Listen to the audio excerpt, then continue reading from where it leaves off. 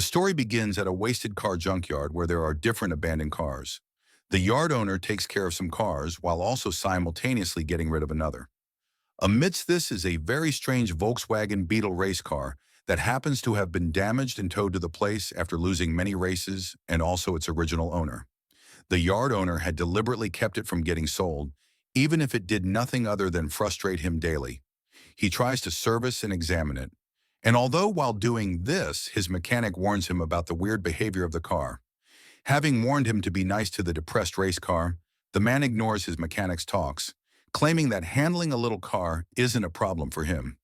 He had hardly established this fact when a very rude black smoke oozed out from the car engine to his face. Following this, the mechanic warns him again, but he curses the car even more out of frustration. The minute he tries to take it for a drive, the car appears deliberately stuck. After so much effort, he is forcefully dealt with by the car he assumed to be an inanimate object. This is considered the last straw, and since it's broken, he threatens to crush the poor car. It does not occur to him that the car might be defensive, and after showing him so much crazy side, it will not be taken down easily. He strolls off the place in his rough outlook from his chicken fight with the car. Meanwhile, somewhere else in a school, Maggie Peyton, who is the youngest member of the Peyton family, renowned for producing racing graduates from college, has her graduation being celebrated, and Mr. Ray Peyton, Sr., her father, shows up to grace the ceremony. However, things almost did not totally sit well with her when her friend showed up with a car, flaunting it to Maggie's face and saying that her father had gifted it to her. Although she tries to hide her feelings, her father soon figures out that he needs to also get her a car of her own. However, he does not mention this to her. He only gets her a very good graduation lunch, after which they set out to watch her brother's racing match. Ray Peyton Jr., Maggie's brother, has quite a rash temper, so he waves her off even when she tries to cheer him up after the loser pathetically loses the competition. On their way back home, his father tries to talk about the person who emerged as the winner of the race, but Ray Jr. waves him off, claiming that he is a well-paid loser. However, his father thinks otherwise. He says that Ray just needs more focus and he'll be twice as good. Maggie adds that he crashes into people walking unnecessarily, which earns her a smack on the head from her brother. Their father tries his best to avoid fueling the already lit atmosphere, but well, he sure did try. Later that night, Maggie examines her grandfather's past achievements and some old frames on the wall, muttering a few words to herself. Her father interrupts her little soliloquy and then apologizes about not doing so much on her graduation. Just then, she tries to make things lighter, but her father had already made up his mind to make up for it. Following this, he gives her a frame. That also has her name and achievements when she was still allowed to race. After hanging it on the wall, he tells her that he is getting her a graduation present the next morning, and he'd like them to pick it up together. Maggie reassures him that she does not need anything, but her father insists, and so they prepare for the next day. The next morning, Senior Ray takes her to the junkyard, where she is required to pick out a car for herself as a graduation gift. Maggie is dumbstruck, but she resumes her search for the best car. Anyway, after testing a few, she finally settles for one. However, it is as though the Volkswagen Beetle car has a special connection to her because on her arrival, it's been moving and performing its usual strange magic, especially actions that are deliberately taken to be noticed. However, despite all its effort to get picked by Maggie, it's been transported for crushing. Just as it is about to be crushed, it forcefully releases itself from the grip of the truck and falls right on the original car that Maggie had selected. This leaves her no choice as she settles for the cute-looking little thing. Crazy Dave charges her $75 for the car, but she insists on $50. After much bargaining, they settle at $75, and in the next minute, the car is thoroughly checked, repaired, and purchased. However, Maggie doesn't find out anything strange about the car, even after checking the whole compartment. She opens the door and gets inside the car, only to find a strange letter displaying the car name as Herbie and asking her to take good care of the car. Following this, she starts the car, but as soon as she does this, it begins to move very fast, and in a jiffy, it takes them out of the junkyard. Maggie screams and tries her best to stop the car from moving, but her efforts are abortive. Herbie almost crushes Kelvin's head as it approaches his car repair store. On getting there, the car stops and Maggie's nightmare ends. Kelvin is very shocked to see Maggie, as he had not seen her since high school. She explains the car ordeal to him, and seeing that he is still dumbstruck, she says she'll take the car back to the seller. Seeing this, Kelvin stops her from taking it back and promises to help her repair the car. However, before this, he suggests that they take the car for a ride so that he can check it out and note things that are to be fixed. Herbie seems to be moving at a very fast pace, and this makes Kelvin very worried. And although she tries to convince him that the rough ride is not her doing, while they deliberate on getting new shocks for the car, it takes them on another jolly ride that almost takes their lives. Here, Kelvin suggests that they strip it down and get rid of its old parts. However, this does not work out, as Herbie kicks off on starting it and takes them towards a different route. Kelvin and Maggie try very hard to stop the car from controlling the wheels, but Herbie would rather take them on a jolly ride than have her parts sold out for some stupid new ones. Maggie eventually manages to pull off a wire that causes Herbie to stop forcefully. Kelvin had initially convinced her to return to her old life as a racer, but she had refused. He is now very surprised as to how they end up in a racing garage after she had refused to come. She tries to explain that the whole chaos is caused by Herbie, but Kelvin does not believe her. Following this, she alights from the car and leaves the place. Kelvin, on the other hand, follows her from behind. She is stopped by some of her old high school friends, much to her dismay. They ask if Herbie is her car, but she declines, and with this, they call the car ugly. Herbie makes a sad face that no one notices, as their attention is diverted to the announcement of the entrance of the next Cup Series champion, Trip Murphy. Following his arrival, he picks up a microphone and apologizes for crashing their party while he chews gum like a goat chewing grass. Maggie and Kelvin watch with admiration, and after he is done with his speech, she returns to her angry mode and storms out of the place, ripping the car off every one of her belongings. Kelvin tries to stop her from abandoning it, but she refuses. Herbie figures out that she will soon be abandoned, so she begins to make silly noises. Maggie turns back as she opens the back boot to stop the car from making noise, while Kelvin opens the first. She is unable to get a solution. Rather, it spills brake oil over her shirt deliberately, and just as she is about to curse, Kelvin finds a pair of racing clothes and a helmet that must have been left in the car by the old owner. The name written on the helmet is Max. Maggie is forced to get into the car and change into the racing clothes and then the helmet against her wish. On getting out, she bumps into Murphy, who thinks she is struggling to get an autograph. He signs her helmet and also insults her car. Maggie and Kelvin's admiration for him soon dissolves into hatred when he calls her a loser, even without seeing her face, and tells her to return the car to the seller. They ignore him and get into Herbie, who is already very upset at his statement. They set out to leave the place with the car, but as usual, Herbie controls herself and intentionally positions her mirror to scratch Murphy's pretty car, leaving an ugly mark in the form of a signature on it. He almost goes crazy seeing this happen, so he angrily asks for a racing competition. And as if Herbie had been waiting for this, she forcefully gets Maggie and Kelvin on board and then starts the car to begin the race against their will. Maggie tries to stop the car, but her efforts are futile. Seeing that she no longer has the power to control things, she gives it up and follows Herbie's lead. After so much chaos, she emerges the winner, and the news spreads across the city. Later that day, on returning to Kelvin's shop, Maggie says that the race was not won by her, but by her car. Kelvin finds this totally crazy, so he does not believe her. Rather, he tells her that she is scared to admit that she is a very good racer and she has only done a great job.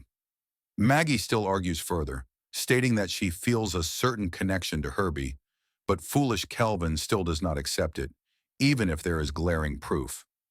She zooms off from his shop after bidding him farewell.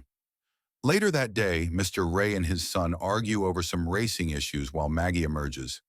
If it happens that Rai keeps losing focus and missing out on the championship racing match, he does not seem interested in the proposition of his father. And while this argument is happening outside their house, Herbie, packed outside, seems to have fallen in love with Mr. Ray's car. After speaking to Maggie for a while, a broadcaster reports on the television about a strange racing competition that had just occurred earlier that day. And on finding out that his daughter's new car is in view, he must have been involved in the race. He storms out angrily and in disappointment. Nagy follows from behind him and tries to apologize to him. She lies to him that she had only lent her friend the car for the race. Mr. Ray tries to trust her again and also makes her promise him never to go racing again.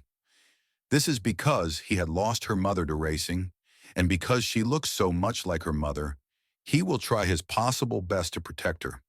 Maggie promises him that she will not race, and with this he lets her off. However, knowing that she had just lied to her father, she decides to be cautious of her movement and also makes up her mind to tell Kelvin about her opting out.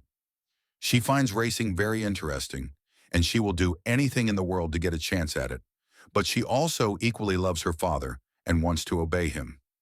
On the next day, Murphy is going crazy in his little palace, and he is unable to get over the fact that Maggie, who is disguised as Max, beat him in a race. He tells his manager to announce a rematch with a reward of $10,000. Different cars race each other, and whoever emerges the winner is to race him. His main goal is to get Maggie in her car in the race and to also humiliate her and find out the man behind the helmet. His manager tries to dissuade him, but he ignores him. And since he had made up his mind, the announcement is made. Meanwhile, Maggie goes to visit Kelvin, and he talks to her about his plans for her car and how to get it in good shape so that she can go into full-time racing. The offer is very appealing to her. However, when she remembers the promise she had made to her father, she declines Kelvin's offer and gets back into the car just as she is about to take Herbie away. Herbie's magic habit kicks in again as it raises a newspaper showing the detail of the $10,000 competition to her face. They are both forced to take a look at it and eventually accept the offer. After this, they set out to design Herbie and get it in good shape. Days pass, and they are finally able to remake Herbie. Meanwhile, Murphy has looked up every piece of information he can get on the car, but he is unable to find anything weird about the car. Meanwhile, at Maggie's house, Senior Ray discusses with his friend. She tells him to open his eyes to see reasons why Junior Ray's skill isn't holding up the team anymore. He refuses her advice is to add his daughter to the team, and then she goes to see her inside the house. The next morning, Maggie goes to see Kelvin, and they head to the racing lobby where the racing takes place. As usual, Herbie earns them first place in the race. They are now qualified to race with Murphy. Meanwhile, during the race and unknown to them, Murphy had already captured the original rider of Herbie, who was Mackie. Knowing this, he summons her later that night and gets her to trade her car for his own car. He lures her into seeing how cool it is to drive an actual race car. When she zooms off in his car, he bullies Herbie, and then he finds out that the car is not ordinary because it keeps giving him 100-fold of his wickedness. Maggie eventually returns, and he strikes a deal with her to let go of Herbie if he wins the race against her. However, because she is quite confident about Herbie, she lets him have the car for the night. This in turn breaks Herbie's heart, so he resolves to not assist Maggie with the race against the tyrant. The next day, Maggie sets out on the race with Herbie and ends up losing to Trip Murphy. After this, he seizes Harvey and sends it out for destruction and also forces Maggie to reveal her identity. When Kelvin learns about this, he is very upset and then walks away from Maggie. Her father also finds out that she has now returned to racing, so he walks out on her. Maggie is very sad, and then she goes to see Kelvin, who advises her to go and retrieve Herbie and set things right. However, on returning to Trip Murphy, he only laughs at her and tells her how he had sold off Herbie to be trashed. This upsets Maggie as she sets out to retrieve it immediately. On getting there, she finds Herbie, who is being tossed around mercilessly, and when it is almost totally destroyed by a trunk, Maggie shows up to awaken her magic. She apologizes for being such a jerk and also reminds Herbie that they are a team, and what a team does is to stick together. After so much persuasion, Herbie listens to Maggie, and the moment its eyes open up, it dodges the attack of the trunk and quickly carries Maggie out of the place. Meanwhile, Maggie returns to Kelvin's workshop, where they try to get Herbie fixed. Later that night, when Maggie gets home, it appears that their family might not make it to the final tournament because her brother had sustained an injury. And if he is unable to race or get replaced, They do not stand a chance of keeping up to their legacy. Maggie had always wanted to race for the family, but ever since she had sustained a strange injury. Her father had banned her from ever going near a racing track. He had urged her to focus on her studies instead, as he would be sending her to acquire more knowledge in another school. The last thing that can ever occur to him is to put his daughter on the racing track. And even if it will save the face of the family, he is not ready to risk it. The Peyton family racing team might have to eventually forget about the competition. Also, because of their financial troubles, it appears that Mr. Ray can no longer keep up with some important financing aspects of the team. And to make things worse, there is no hope that his son would get better anytime soon. Seeing all of this, Junior Ray begs his father to let his sister race. Senior Ray refuses this and fights against it vehemently. Maggie also volunteers to take the mantle, but her father will not let it happen. She gets into a further argument with him and confronts him about discriminating against her because she is a woman. She thinks it is unfair that her brother is allowed to sustain all kinds of injuries while she is not even allowed to do what she loves. Mr. Ray then explains that it is none of what she thinks and that he had lost her mother from racing, and because she looks so much like her, he is not willing to let it happen twice. Having said this, he apologizes and leaves the room. Meanwhile, Junior Ray takes it upon himself to make sure that his sister takes on the competition. He makes himself the team leader and takes the hard decision of getting her a spot in the tournament. His father catches on later, but he is unable to stop them. With this, he goes to visit Maggie and Kelvin's car shop with their company car. Maggie, on the other hand, refuses to race with any other car besides Herbie. Seeing that she is quite glued to Herbie, he instructs their car repair team to fix it up. Following this, they get it ready for the competition. On getting to the racing track, Trip Murphy confronts Maggie and tries to scare her off, telling her that the race will be much tougher than she expects. She just ignores him, and the race begins in earnest. They first begin to race slowly, as other cars seem to have taken off and are now way past them. However, in due time, Herbie and Maggie begin to race very fast, now getting past many cars. People are seen cheering on their favorite racers, and at this time, Maggie's father is now in support of her career as a full-time racer. He shows up to coach her and also supports her on the racing track. She is happy to hear his voice from the connected comms, and this in turn helps her to make more progress with the race. After taking a very short break, she gets right back on track. But things get very complicated and rather bad when she is intentionally boxed in a tight spot by some other cars, including Murphy's car. He is very determined to not allow her to escape. He seems to be more focused on trashing her than even winning the race. After so much confusion and eventual help from her father, she manages to maneuver the situation by driving directly over one of the cars. This alerts the audience and causes them to give different loud and excited responses. Just after this, it is discovered that Herbie is now getting weak and her oil tank is leaking. They manage to hold out until the next short break. Immediately, the break is observed. Herbie's oil tank is replaced, and although it is said that it might not last more than 5 laps, it should work for a while. Maggie is very worried, so she tries her best to dissuade Herbie from carrying on with the race. She tells Herbie that she cares more about it than the race. However, Herbie storms out of the break and returns to the race. Maggie is still worried, but she seems delighted at Herbie's relentless attitude to success. She teases it for being a very stubborn car, and in due time, they have now made crazy progress in the race. When it is almost time to conclude the last few laps, Maggie ends up catching up with Trip Murphy. And because of his sour attitude, he tries so hard to crash her into the wall, but his effort is futile. He does not even pay attention to his manager, who tries to stop him from focusing on doing more evil to Herbie than winning the race. Although the fool is still leading the race, he slows himself down just because Herbie is now approaching from behind. The moment he tries to cause harm to the car, Maggie and Herbie escape his attack as he ends up damaging some parts of his car. He attempts to cause harm to her car again, but she ends up weaving the attack, which makes him crash into another car, leading to a very bad situation for him.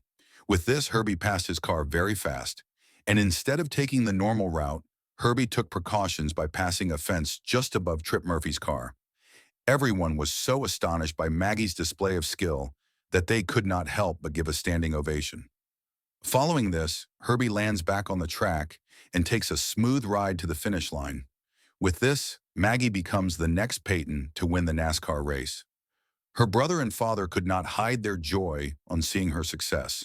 They run towards her direction to embrace her and also cheer her on. Meanwhile, Trip Murphy is now seen as a total loser.